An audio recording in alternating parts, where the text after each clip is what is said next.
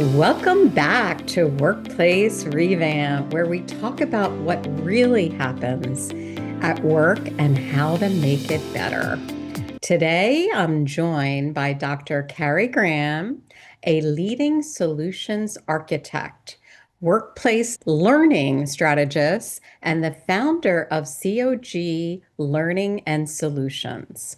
Carrie's been transforming workplace learning for more than 25 years across industries like finance, healthcare, higher ed, and technology.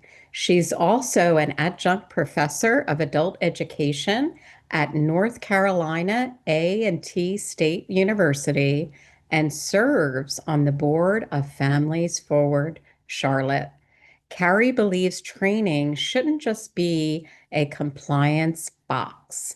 It should change how people think, learn, and lead. Carrie, it's so nice to have you. Nice to be here. Thank you so much, Renee, for having me. I really appreciate it. I'm looking forward to our conversation and where it goes. Yes, it's such an important topic, and companies may not realize how the training that they offer impacts their employees, right? So Yeah. I'm very excited to have you. Um, So you've worked in six very different industries, from healthcare to higher ed to corporate. What made you decide to focus your career on adult learning and workplace training? Yeah, I get that question all the time, and every time I am asked, it takes me down memory lane. And Yeah. so I was trained as a healthcare provider. So I started my career as a urgent healthcare provider, and understanding a lot of information at once was the path. And then I transitioned to education, so being a faculty member. But throughout all of that, like throughout those almost like 17 years, I had to maintain my board credential, and I would go to conferences. And early in my career, it was great. I was learning a lot, I could apply it. And then there came a turning point where my experience was increasing and the value of the conferences was decreasing for me. Okay. Um, and like that seemed to have been a consistent theme over the years. And so I got my PhD in adult learning as well as workplace learning. And the more I dug into that, the more conversations I started having with people in business, the more consulting that I was doing, I was finding, okay, it wasn't just me. This is a pervasive problem that trainings related to work are not either, they are not effective in engaging people. Individuals can't remember the information, or it does those two things, but they don't know how to apply it. And and that's the work that I do. That's the work that I do. Oh, I love that. And you often say a bad training can get in the way of employee greatness. Can Yeah. you tell us what you mean by that? Yeah. Let's take a middle career individual who brings a lot of experience and insight, but they still have opportunity for professional growth. So the potential is there. But if you're offering them, or the trainings that your organization is offering them, that doesn't engage them as a learner, meaning they can't see themselves or the value of the content, you've missed an opportunity. So that's the first thing. Okay. The second is if you bring in an external facilitator or presenter, and the information is presented in a way that's hard for them to understand, you've missed them yet again. Yeah. And so with those two alone, they become the barrier for application. And so you have these people who are attending trainings or professional development, right? Like that's a term we all like to use, Yeah. organizations like to use, professional development. But if the professional development experience doesn't speak directly to their need and then help them understand their need, they won't have anything to work with in terms of application. Yeah, that's so true. I mean, I think back to my days in corporate, and Mhm. I definitely have seen where you do these trainings or you go to these trainings, you come back and you're like, oh, that was a great training and I'm going to do all these things.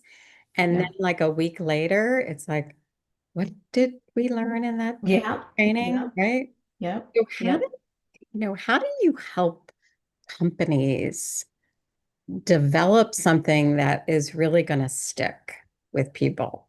Yeah.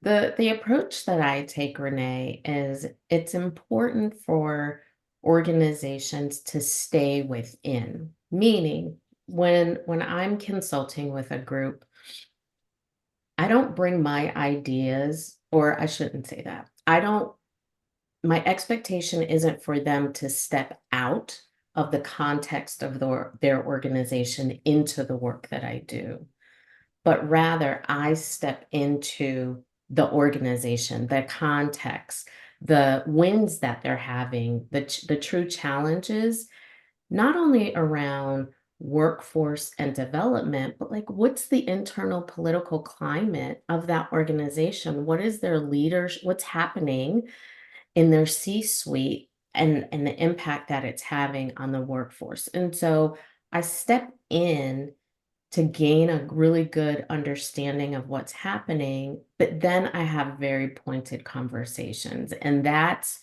where the veil gets pulled back. And there sometimes they are challenging conversations, not for me, but for the organizational leaders that I'm talking to, and it's not in any way to get them to disparage their company, but rather if you want to address the challenge you're facing, we have got to put our finger on it, and the only way we can put our finger on it is to have a pointed conversation. Yeah. How do you get them comfortable? Because I can see where the C-suite may get a little bit defensive, like that's Yeah. not happening here. Yeah. So how do you go in there and help them get comfortable with your findings? Yeah. One of the things that I believe to be true is no one person or group is experiencing something in isolation. And so I share with them some statistics, right? Like whatever the topic that I know we'll address, I'll bring in some um, reputable statistics and say, in this year or in last year, nationally, this is what has been happening around let's just say turnover, right? Like these are the turnover rates within your industry, if you're a Fortune 500, across Fortune 500 companies, so that they recognize, oh, this is a common, like the conversation we're about to have is a common problem that people are dealing with. So I work really hard to decrease the level of stress and potential anxiety around having a candid conversation. And then I listen. I ask pointed questions and then Yeah, I listen.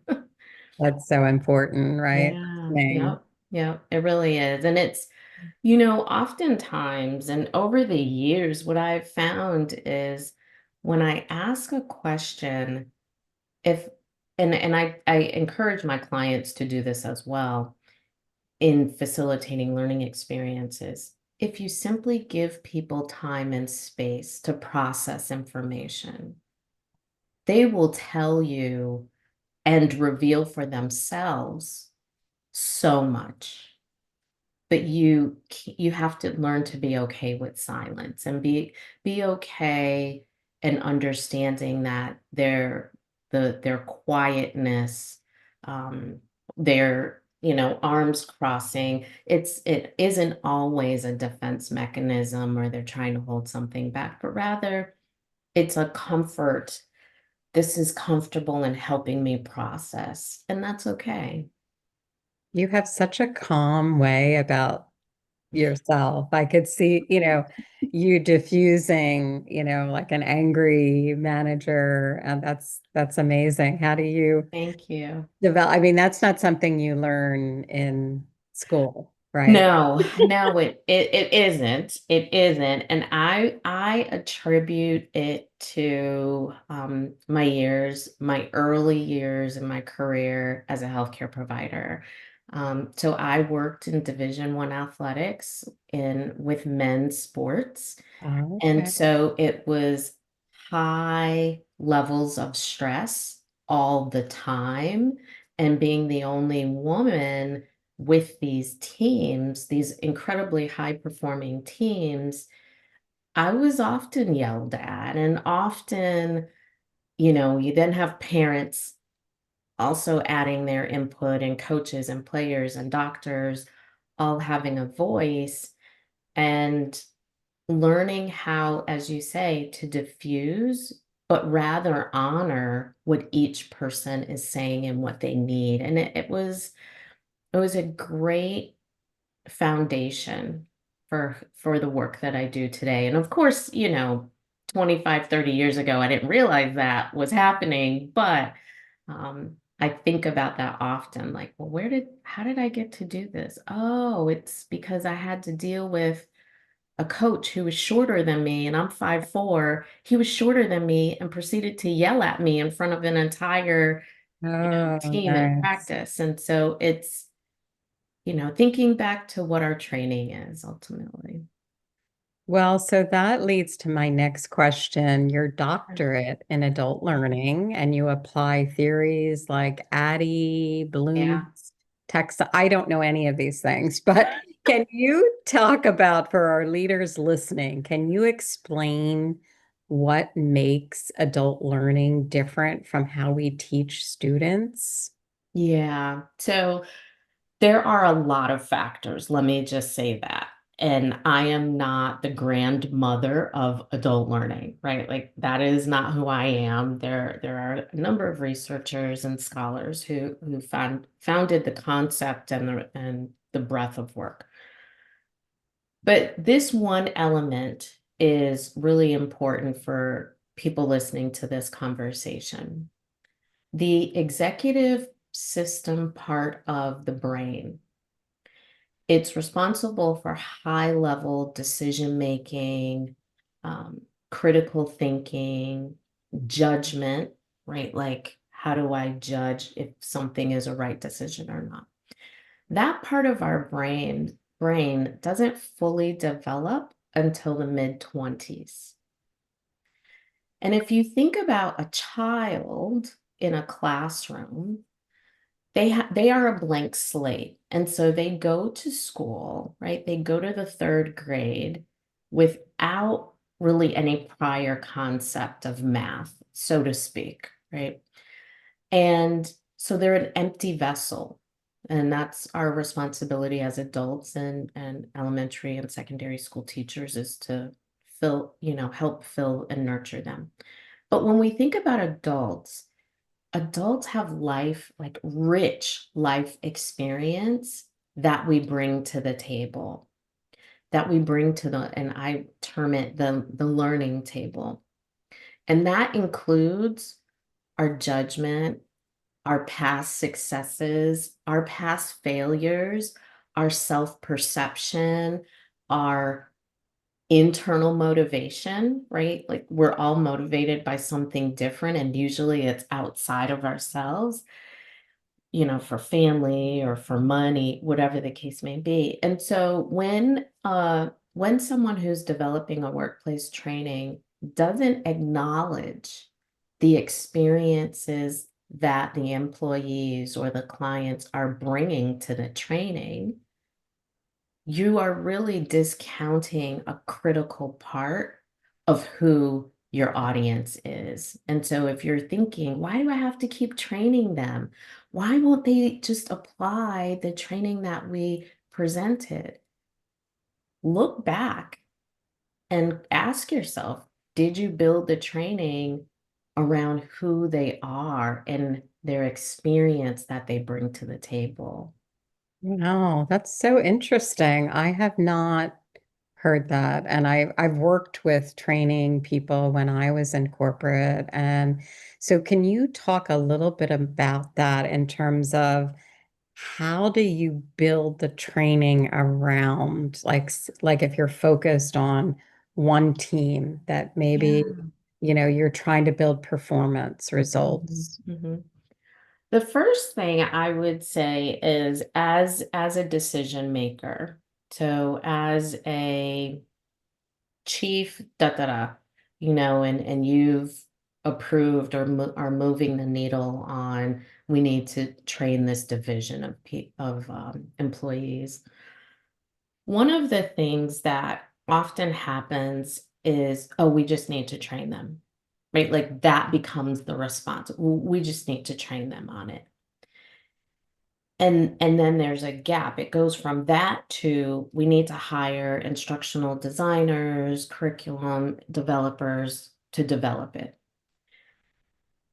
But there's limited, if any, conversation around, well, what's the real purpose? Why are we even doing this to begin with? Why do Right. we need to create another training? Right? So I would say it's really starting with a clear purpose and then going back and looking at what you have, right? So, like, what are the real problems? What's the real gap? Doing an audit, a gap analysis, and then move from there. But those things, they take thought and intention, and oftentimes leaders are looking for an immediate answer, and Yeah. and oftentimes the immediate answer is not the best answer. That's so It's so not the solution. What I really should say is it's not the best solution. right. Yeah. So, what's one way companies can, once they do that and they build this program for a specific issue that they're trying to solve, how do they make it stick? And also, like, how does that help their team then, you know, grow from that and develop? Yeah. That's kind of a Yeah, that's question. that's what all of my work is around, Renee. Like there's Perfect. multiple parts, but so what I just gave you was like the very, very beginning, right? Like understand your purpose and then do conduct an audit. So that's at the very beginning. I would say and there's lots in between, but at the tail end that companies miss is what you alluded to earlier, is after the training, it's here's the information, and then like, oh, I'm expected to go do the thing. There's Yeah. no time for practice and skills correction early on so that people aren't mi- they're not developing an understanding of misinformation or inaccurate skills. And so at the far end, it's not intentionally, strategically integrating opportunities for practice and application. But then afterwards, right? Like I can go to a conflict resolution training for 2 days, 24 hours straight. And then a week later, if I'm on the street, and something happens and I'm trying to defeat, like, that's a big leap when there's no opportunity to practice those skills and develop not only the skills, but the confidence around the skills. And so if an organization is training their people for a high pressure, high stress skill application context, you have got to prepare them in that context. And again, people don't like it doesn't just happen in a vacuum. You have to be intentional about incorporating it into your training program. Yeah, that's so true. I know I recently, I mean, this was probably last year, I did a training on executive presence. And Hmm. what I did is, I worked with a trainer at the company. And then after the training, we had the participants present to a C-suite Yeah. individual. And Yep. I felt like that was great Yeah. because they learned the material Yep. and then they went out and it was actually they had to pitch a solution. Yep. And so, but I feel like too, like organizations need to do more of that, Absolutely. right? It's Absolutely. not one and done. You have to keep it No, going. it's not. And the other part of that is like, so what you did, I want to lay this out for people who are listening. What you did in that instance, yes, you trained them and helped them develop the understanding and the skills. And I'm sure you all practiced together, but then you up the ante, so to speak, right? Like you took them out of the training table and put them within a real context of where they had to actually pitch to someone in the C-suite, right? So, Right. it accounted for stress. It accounted for maybe not high stakes, but the stakes are elevated. Um, and all of that. So that's incredible that you did that. And one of the things that I would add is companies don't see the value of that because they don't see something happening. Do you know what I mean? It's easy to say, oh, we took these 100 people off the manufacturing floor. And so, because they were in a training, they can see that they can put a number to the hours spent in training, but that in the moment on the job application is really, it's perceived as it's difficult to quantify. And that's, I think, one of the reasons why it's not as valued I as it see. should be. Well, that's perfect because it leads to my next question. How do you quantify and, to real world results to say, Yeah. okay, if you're pitching to a company, what are those benefits or results that they're going to see? Yeah. One of the ways that you can quantify it is when you're building out the training, you build that into it, right? Like you account for, oh, we're not just going to do an hour and, I'm just making this up, but right, like 2 hours in the morning, 2 hours in the afternoon on day one. And that's all that you include in your plan. But rather, 1 hour, 2 hours in the morning, 2 hours in the afternoon, 1 hour the following day, 1 hour 2 days after, right? So you're actually wrapping it fully around. And then you build, or I shouldn't say you build your numbers, that's unethical, but you then assess the data, right? Like how many people participated in that 2 hour, 2 hour, 1 hour, 1 hour, and draw from that data. There are multiple ways to do it, but that's a very general example. Great. So Yeah. can you share a success story where, maybe your learning program directly improved results or culture? Yeah, I would say I have a story I'm gonna share that do both. Okay, great. It improved the culture and it improved the work of everyone, including the executive director. So I had an executive director of an organization reach out to me around training her site directors, and it was across multiple locations across the state. There was some turnover in those roles, and the last two hires that she made didn't make it to 90 days on their end. Yep. On her end, she was losing about 20 hours a week training each person individually when they were a new hire. She was then spending 10 hours in the first week and then 10 hours a week for multiple weeks. This is Okay. all within the first 30 days. So, in that, her training was inconsistent across new hires because it was only her. She didn't have a structure in place, a program to follow in place. And this is an organization that's regulated by the state. Okay. So there was that level of training that had to happen, but then their own, organization wide.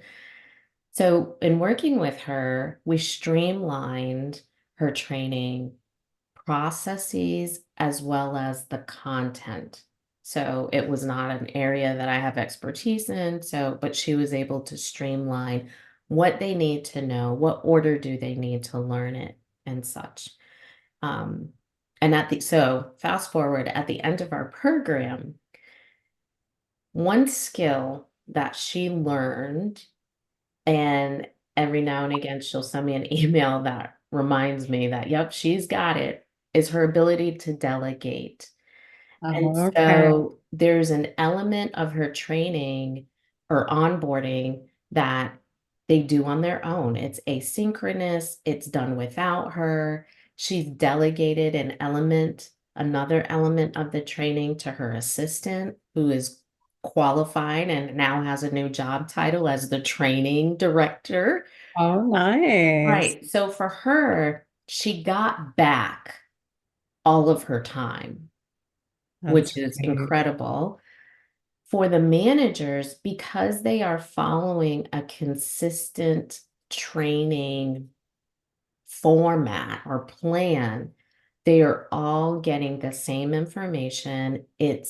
Um, the sequence is timed the same. So there's room for them to really understand and practice the skills on site and build their confidence. And so the culture of the managers is more confident. It's really focused on the work as opposed to being scattered and um, everything is an emergency, but rather they're being intentional. So time and the culture were reclaimed. Oh, awesome. I like to hear those stories. Yeah, I do too. Yeah, because, we always talk about culture. Well, I talk a lot about culture and, how to make it better. But when I hear a story that it actually changed, Mhm. I love that. I love to hear Yeah. that. Renee, I want to offer this also for the leaders who are listening. One of the things that I often share with um, groups and executives is the value of being present during a training. So if you have a mandatory training for your entire organization or, an update, whatever the case may be, the value of having your executives, the entire C-suite, the president, the CEO, whatever you want to name yourself, Yeah. being present for that training. If it's a week-long training and your schedule only allows for one day, you need to be present and not just present on the side looking at your phone, but present and an active participant. Because what that does is it sends the message that we are a learning organization. We value everyone either learning new skills or refreshing and refining the skills that they have. And so it helps the executives understand the value of the training and what a good training looks like. but it also, the message it also sends and is felt by those within the organization is this does matter. I do need to like really pay attention and not be on my phone or having side conversations, right? Like it's not sit up, the principal is here, but Yeah, rather this workshop matters. It truly matters. that's powerful because I do agree that then the teams will see, oh wow, they value me because you Yeah, know the president is here or the CEO, and right, that's amazing. So how right. can companies find you? Yeah, I love to have Expertise. I love to have conversations with people. My website, Dr. Carrie Graham, .com is the best. All the things are there. So it's information about me, the services, there are some client cases, there's this podcast episode will be there, as well as others. There's some curated articles that I've written to address common problems that people share with me and that they're experiencing. So, my website, and if people want to be on social media, LinkedIn is the other place. LinkedIn. Yeah. Okay. Yeah. This has been so valuable, Carrie. I really enjoyed this discussion. I mean, I love training, and I always try to look at trainings for my team that, would get them to that next step, build the confidence or build the knowledge and really have it stick. So, Yeah. Yeah. this is so important. Can Mhm. you share one key takeaway before we end the discussion Yeah, I would and take with say, them? Sorry. yeah, yes, no, this is something that I often say publicly, and I say it with love, but I say it often, is training is not about you. It is not about you, so please stop making it about you. It is about your adult learners. They are not simply your employees. They are not simply the talent. They are adult learners when you're thinking about training. So stop making it about you. Don't make it about the content, make it about them. It's not about you. Awesome, Carrie. Thank you again for joining. Very powerful stuff. And for the leaders out there, look for Carrie on LinkedIn or at her website, drcarriegraham.com. And thank you for listening to Workplace Revamp, the place where we talk about leadership, culture, and how to make chaos optional. Thank you.